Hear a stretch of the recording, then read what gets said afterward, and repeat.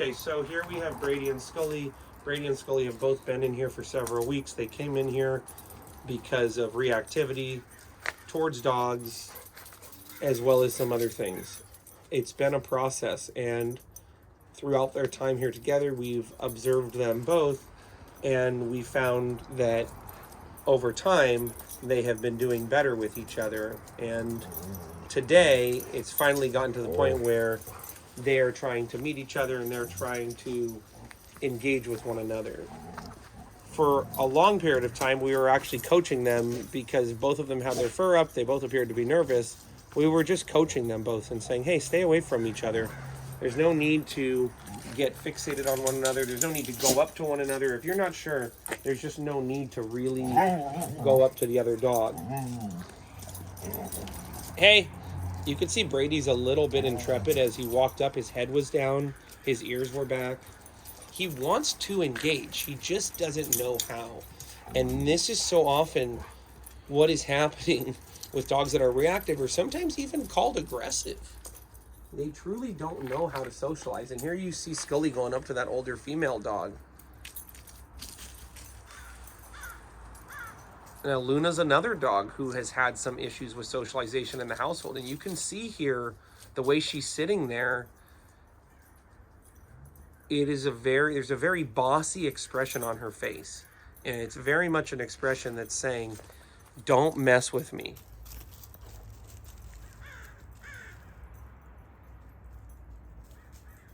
So when we're socializing and re-socializing dogs, it's so important that we really understand what the other dog is saying so we can coach our dog effectively. And you could see Scully is saying, oh, I guess she doesn't want to play right now. It's hard for a dog who's not a master at socialization to understand some dogs, they want to play all the time. Some dogs just want to play sometimes, and other times they want to be left alone. I mean, Holly is that dog who loves to play, but sometimes she says, hey, I'm sleeping, don't mess with me. And Maniti's the dog who's like, I'm pretty much happy to play all the time. As long as you're playing in an appropriate fashion, like, I'm pretty much always happy to play. So let's observe this interaction between these two again. I like it that they're both moving and that their noses are engaged. When we have the awkward dogs and we're re-socializing them, we want to avoid or diminish the amount of time that they're both standing stationary and neither one of them is moving. The reactivity or the fight or the scuffle or the correction is typically going to happen after a pause. And this could be just one dog pausing. You could see when Scully walked up to Luna, Luna was very still. And that was her way of saying, look, you need to watch me and pay attention to what I'm doing. And if you don't, I'm going to correct you.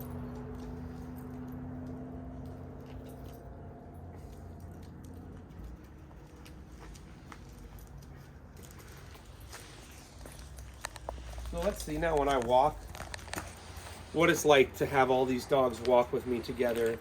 And this is a lot of what we've done to get these two dogs to coexist together and to begin to feel confident enough and comfortable to meet each other. We walked with them together. We had them hang out and do commands around one another. We had them play while one of them rested, the other one played, and vice versa.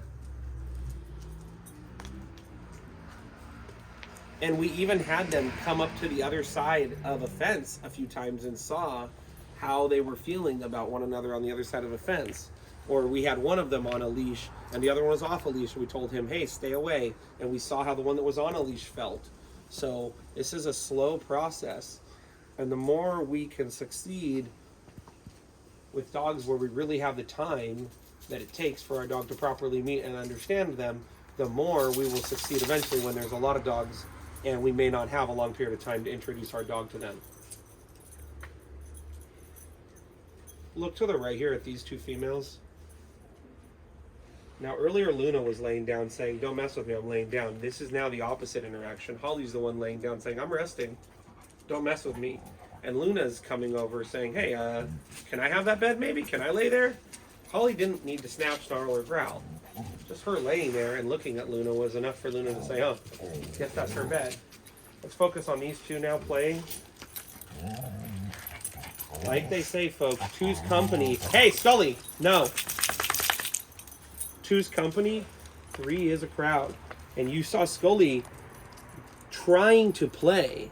This is where people would misinterpret this.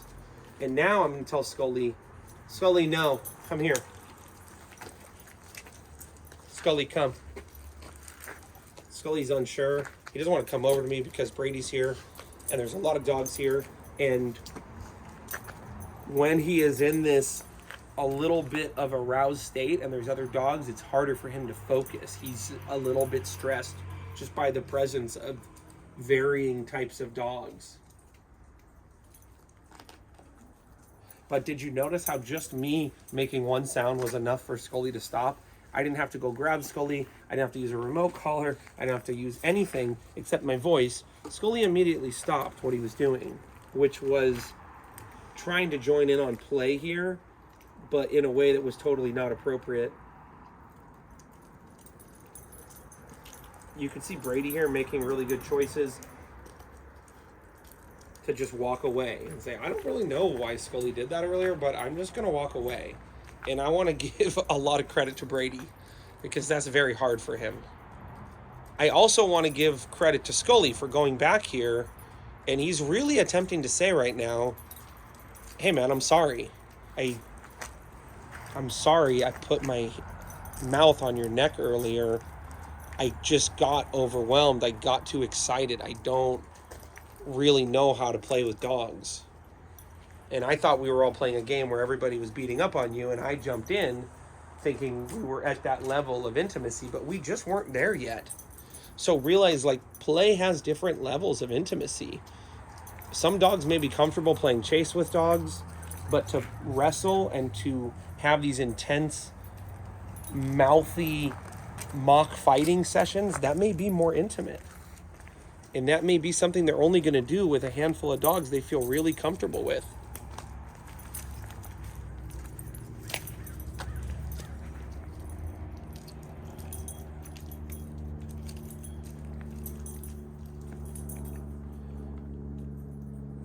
I believe that the overly fixated obsession that this one's having right now with flies, I think is more of a sign that there's a little bit of stress here from him being around this many dogs. Which is understandable. He hasn't been around this many dogs, I don't think probably ever in his whole life. And he's not a baby. Okay? And watch how I just stepped in between here and just let Brady know, hey, I'm right here, buddy. I know Scully got a little bit weird with you, but Brady can see Eric's voice has the power to stop these dogs here. Eric's body, by him just walking towards any one of these dogs. Go on. They're going to move because of his body.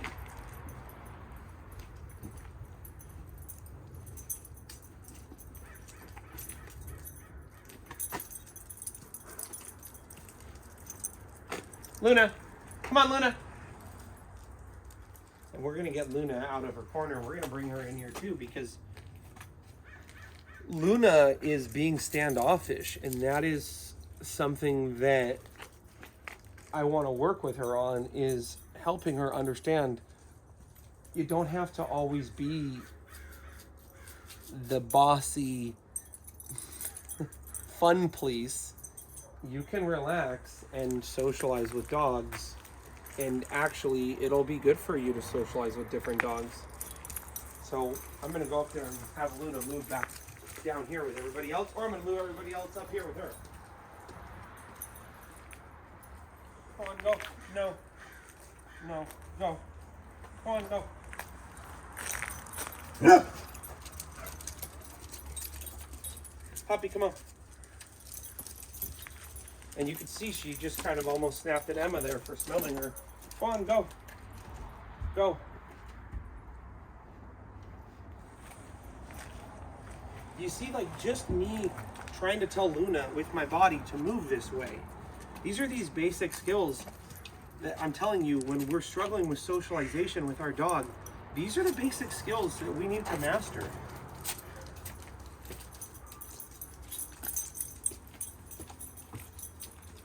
No. Go on, go. Go. Go. Go, go, go.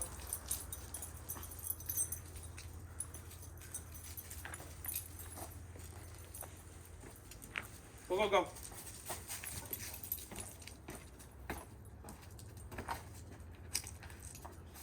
Emma, stop.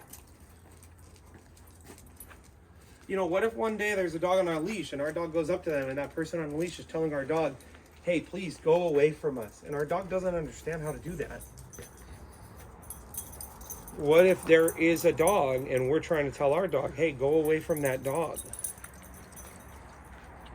And our dog doesn't know how to move without us grabbing them or putting a leash on them. Us having to grab the dog or put a leash on them can create stress, especially if we've created a habit of tightening the leash when we're stressed or the dog's stressed or we're overwhelmed.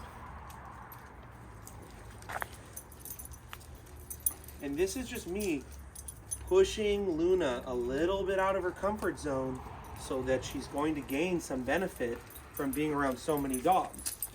She's clearly a little bit overwhelmed by the dogs, but I want her to understand that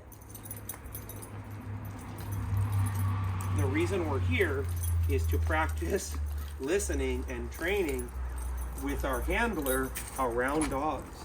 And something as simple as this, which is me moving her with my body, this is something that it should be universal for every dog. That no matter what the situation is, when you see me moving like this, you should move out of my way and yield to my body pressure.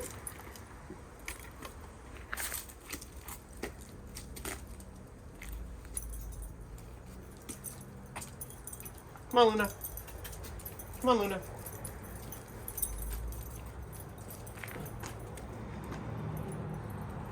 Good girl, Luna. Good girl, Luna. Good girl, Luna. Good girl. You'll notice in this socialization, I'm not petting any of these dogs. I'm not giving out food, and I haven't introduced any toys. Those three things, toys, food, and petting, can create more stress in an already somewhat stressful situation. Good job, Brady.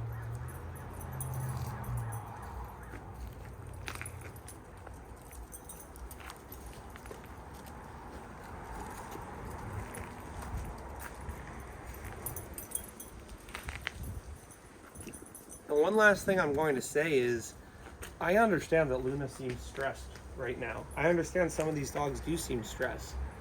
But what I also understand is, if I don't purposefully create stressful situations that my dog can overcome and succeed, if I always, when it's stressful, remove the dog from the situation or remove whatever it is that is stressing out my dog will not learn how to deal with stress. And when something comes up that is very stressful, they will go to their basic instincts, which are either fighting or running away.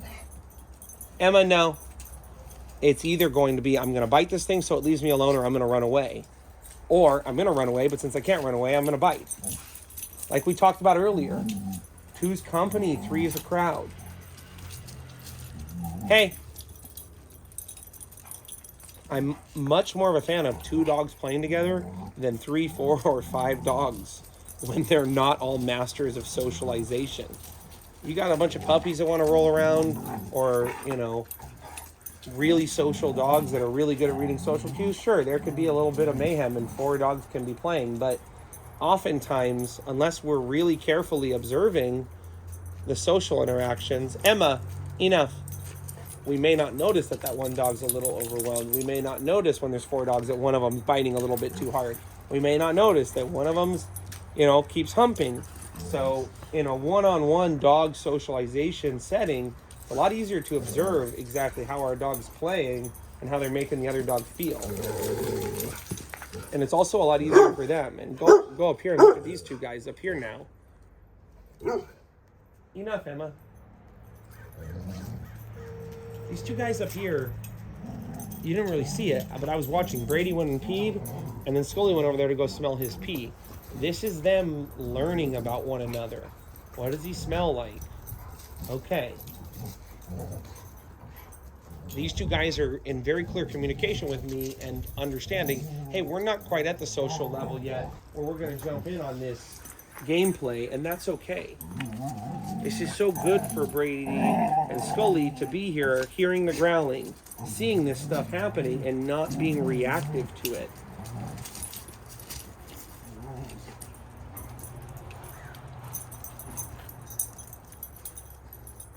And think about how Luna came out of her shell just from me moving her out of that downstay position. Emma, enough. And the reason I'm telling Emma enough is because Luna's getting a little bit fired up in gameplay. Hey, and because I know Luna struggles sometimes using her mouth with other dogs a little bit too intensely. Emaniti, enough. No. I want to be sure I can interrupt this with my voice, and I want to be able to keep practicing. Emma, enough. Interruption with my voice. Scully, I give him credit because he keeps going up to Brady and he's basically saying, Brady, I'm sorry about what happened earlier. I know I chomped you on the neck, but I was just not sure about how to play, and I'm curious about you. I like you. I think you're a cool dog. So let's watch Scully now and Brady. Emma, no, we're done, Emma. We're done. No. And you can see even with my own dog having to clarify. No, we're done. Like, now we're done. I want to just put a pause on the gameplay. And as the pack leader, I should be able to do that. Now, here's the standstill with Scully, where he's kind of standing still. We were talking about this earlier. You see that? Scully, hey, enough. And obviously, I've been doing this a long time, so the dog is going to need to learn what to do when a dog comes up to them and stands still next to them. But in general, we want to avoid those interactions. We don't want that to be normal. And there may be a period of time where we just say, hey, look, if your fur is up, you're not meeting the dog. If you're going up to them and you're standing all weird, if you're staring at them weird, you're just not meeting them for now.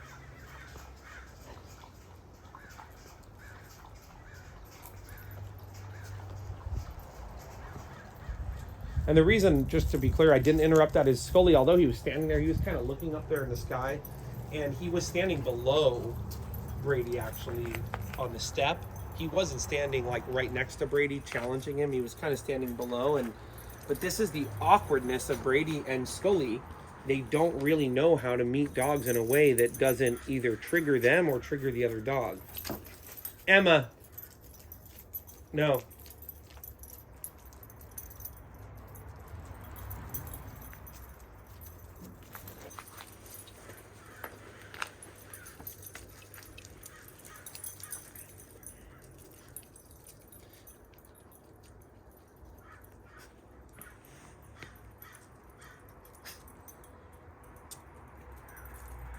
So I hope you found this video helpful. There's so much more about socialization we can learn, and that's why it's so important that we slow down if we're struggling with socialization, and we go at whatever pace is comfortable to us. So we're gonna be eager to learn and understand our dogs more.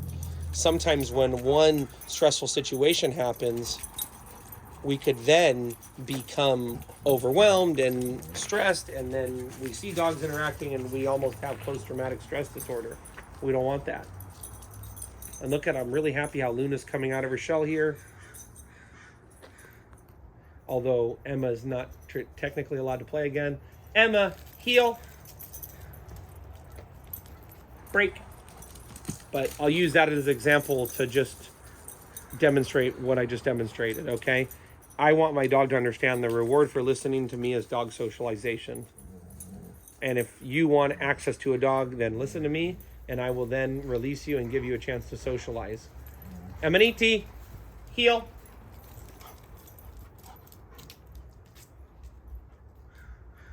Break. So I could, just by saying break, release Emma to go socialize and play, and call her back in the middle of socialization to help her practice listening to me around other dogs. And to also, Emaniti, heel. Take the play away from Luna. Heel. Break. And just slow things down a little bit so Luna's not getting into this habit she has of just getting pretty feisty.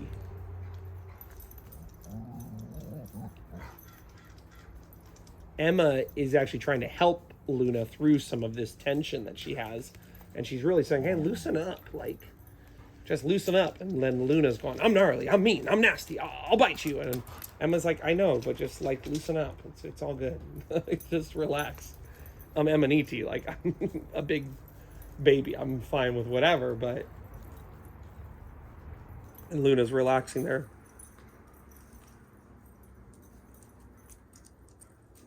Good job, Luna. Good job, Brady. So everybody did good here in socialization. And I hope you found this video helpful. And just know, the 1,000-mile journey begins with one step. The first step is just having your dog practicing listening to you when there's a dog 100 feet away minding its own business. Or having your dog listen to you around your other dog. Or have your dog listen to you around your friend's dog. That's the first step, okay? From there, you can always move forward and move on. Remember, folks, as always, we don't blame them, we train them. And I love you all, and I'll see you next time here. Follow the Leader Canine.